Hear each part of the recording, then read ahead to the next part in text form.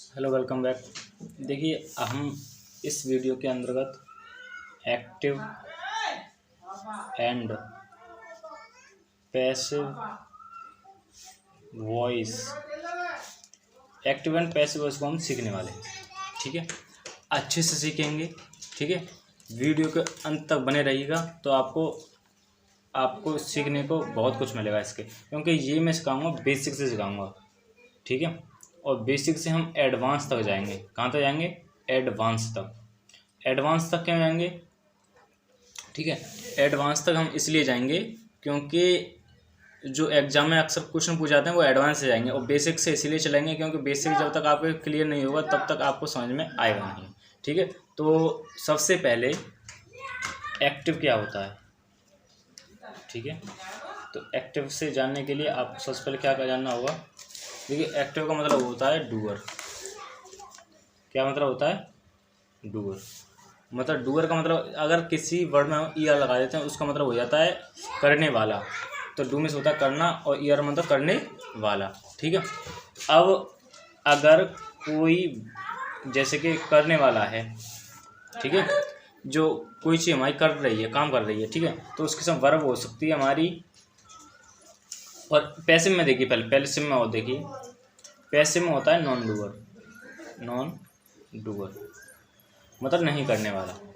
ठीक है, अब नहीं करने वाले में और इसमें क्या अंतर है? ये लिविंग भी होगा डूअर है, और ये नॉन लिविंग होगा।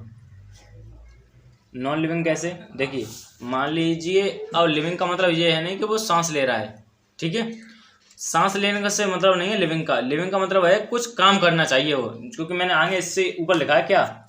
डूअर। ठीक है, तो वो कुछ काम भी करना चाहिए। तो काम भी करना मतलब जैसे कि आपको देखिए, ग्राम में से होता है चना। देखिए, अगर आप मिट्टी में उसे मिला दें तो क्या वो सांस ले रहा है? अगर वो 1 से 1000 चने पैदा कर सकता है मतलब कि वो लिविंग है। ठीक है, मतलब वो काम कर रहा है बच्चा पैदा करने का। अब मान लीजिए कुर्सी है, ये मान लो टेबल है। अब टेबल को हम जमीन में गाड़ दें, क्या इससे 100 चेयर हमें मिल सकती हैं? नहीं मिल सकती। 100 छोड़िए, दूसरी मिल सकती है? नहीं मिल सकती। ये भी है, ये भी खराब हो जाएगी। ठीक है, तो क्या समझ में आ जाए हमारे कि जो वस्तु लिविंग है वह काम भी करनी चाहिए। ठीक है, बात समझ में आई? तो इस लिविंग में, इसमें डूअर में क्या वर्ब हो सकती है? V1 आ सकती है, V2 आ सकती है, V3 आ सकती है, V4 आ सकती है और V5 आ सकती है, जो कि मैं आपको पहले ही पढ़ा चुका हूँ। ठीक है, इनमें से कोई भी वर्ड आ सकती है, लेकिन पैसिव में क्या है? आपको ओनली V3 ही पता होना चाहिए। मतलब आपने ये पढ़े हैं तो ये तो आपको पता होना चाहिए, लेकिन इसमें यूज होगा ओनली सिर्फ V3 का। ठीक है, बात समझ में आई ये बात? तो यहाँ तक आई होप आपको ये डाउट क्लियर हो चुका होगा कैसे क्या है। अब जो हमारी वॉइस है ना, वॉइस वो 2 प्रकार की होती है, एक्टिव एंड पैसिव। ठीक है, एक्टिव क्या होती है? एक्टिव ही तो टेंस है। तो एक चीज तो प्रॉब्लम खत्म हो गई कि टेंस तो हम पढ़ चुके हैं, मतलब एक्टिव तो हम पढ़ चुके हैं, तो पढ़ना क्या है हमें? Only passive. बात समझ में आई? ठीक है, आई होप आपको ये सारी चीजें क्लियर हो चुकी होंगी। ठीक है ना? अब देखिए, मैं आपको कुछ ऑब्जेक्टिव, देखिए, सब्जेक्ट का ऑब्जेक्ट, ऑब्जेक्ट का सब्जेक्ट, ये आपको बहुत ही बेसिक चीज़ें वो पता होना चाहिए। जैसे कि यहाँ पर लिख रहा हूँ मैं सब्जेक्ट, और यहाँ पर लिख रहा हूँ क्या? ऑब्जेक्ट। ठीक है, अब मैंने ये दोनों चीज़ें लिखी। ठीक है, अब मैंने दोनों चीज़ें लिखी, तो सब्जेक्ट है जैसे कि आई। ठीक है, सब्जेक्ट क्या लिखा हमने? आई, और वी लिखा, यू लिखा और दे लिखा। ठीक है, सी लिखा, ही लिखा, इट लगा। ठीक है, अब इनके हम ऑब्जेक्ट जानते हैं। अगर आई का ऑब्जेक्ट क्या होगा? आई का ऑब्जेक्ट क्या होगा? मी। वी का ऑब्जेक्ट क्या होगा? अस। यू का ऑब्जेक्ट क्या होगा? यू का यू ही रहेगा। ठीक है, दे का ऑब्जेक्ट क्या होगा? देम। सी का हर, ही का हिम, और इट का इट। इसमें कोई चेंज नहीं होगा। ठीक है, बात समझ में आई? ठीक है, आई होप आपको यहाँ तक क्लियर सारी चीज़ें हो रही होंगी। ठीक है, अब मैं इसके अलावा आपको एक चार्ट दे रहा हूँ, वो आपको बहुत अच्छे तरीके से याद रखना है। ठीक है, तो चलिए, देखिए, मैंने ये चार्ट बना लिया है। Present indefinite, past present continuous, present perfect continuous. ठीक है, तो आपको मैं यहाँ से ही समझाता चलूँगा। देखिए जो हमारा प्रेजेंट इंडेफिनिट है ना, इसमें साइक्रिया आपको पता है V1 आती है और V5 आती है जब सिंपल होता है तब है, और फिर टेंस की क्रिया डू होती है या फिर होती है डस। बात समझ में आ गई? ठीक है, V1 आए या V5 आए, डू आए या डज आ जाए। ठीक है, ये प्रेजेंट इंडेफिनिट की हमारी सहायक क्रिया हेल्पिंग वर्ब होती हैं। ठीक है, तो आपको पैसिव में क्या, पैसिव में इसको चेंज किस में करना है, इज, आर, एम, और आपको वर्ब लगाने हैं V3। ठीक है, जी क्या है V3। पैसिव में V3 का ही प्रयोग होगा अकेला, मैं आपको पहले ही बता चुका हूँ। ठीक है, अब प्रेजेंट कॉन्टिन्यूअस में आपको कौन सी क्रिया होती है, इज आती है, आर आती है, और क्या आती है, एम आती है। ठीक है, प्लस क्या होती है, V4 मतलब ING वाली फॉर्म आती है। ठीक है, तो हम आपको प्रेजेंट कॉन्टिन्यूअस में क्या आता है, पैसिव वॉइस में, किसमें, पैसिव वॉइस में क्या आएगा, इज आएगा। ठीक है, आर आएगा, एम आएगा। ठीक है, प्लस बीइंग आएगा, स्पेलिंग याद रखना है, बीइंग। ठीक है, फिर V3 आएगा। ठीक है, यहाँ तक क्लियर होगी बात है? ठीक है, ऐसे ही यहाँ तक। ठीक है, तो देखिए प्रेजेंट परफेक्ट में क्या होगा, हैज हैव प्लस V3 और हैज हैव प्लस बीन, ये जुड़ेगा यहाँ नया और V3 आएगा। और प्रेजेंट परफेक्ट कॉन्टिन्यूअस में नो पैसिव वॉइस। इस टेंस की पैसिव वॉइस पढ़नी नहीं है। एक प्रॉब्लम खत्म यहाँ से, पूरा एक प्रॉब्लम तो यहाँ से खत्म होगी, क्योंकि एक तो हमें पढ़ना ही नहीं है। देखिए पास्ट इंडेफिनिट को देखना है आपको, V2 या डिड। ठीक है, V2 मतलब सिंपल, अगर नेगेटिव या इंट्रोगेटिव होता है तो डिड आती है, आपको पता है, पढ़ा चुका हूँ मैं आपको।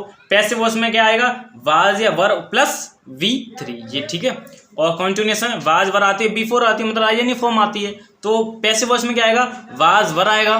ठीक है, प्लस बीइंग आएगा, ये आपको याद रखना है। V3 तो आएगा ही आएगा, और हेड प्लस V3 आएगा। ठीक है, और पैसिव वॉइस में हेड प्लस बीन आएगा और V3 आएगा। ये कैसे आएगा सर, एग्जांपल अभी देते हैं, अभी समझते हैं।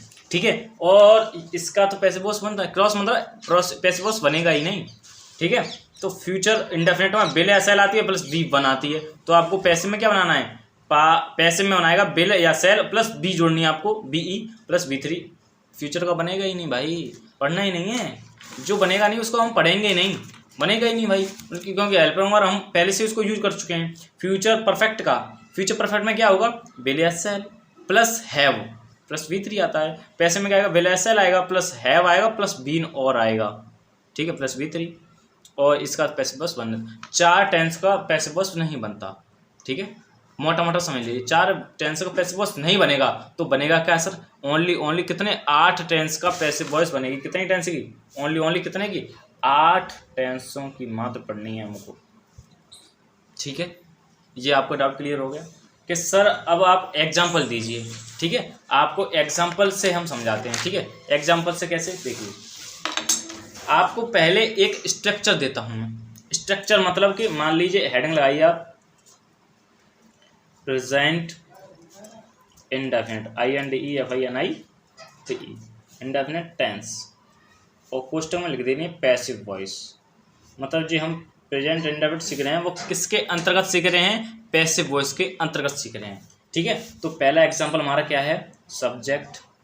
ठीक है, सब्जेक्ट के बाद क्या आएगा, V1 या V5 plus object, other word नहीं आएगा भाई साहब यहाँ पर। ठीक है, तो इसमें कैसे बनाएंगे, ठीक है, कैसे बनाएंगे, इसको ऑब्जेक्ट को आगे लाइए, तो ऑब्जेक्ट का रूप बदल कर आएगा यहाँ पर सब्जेक्ट का पैसिव वॉइस में।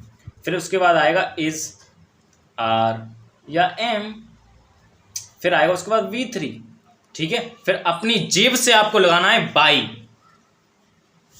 ये अपनी जेब से जोड़ना है हर बार।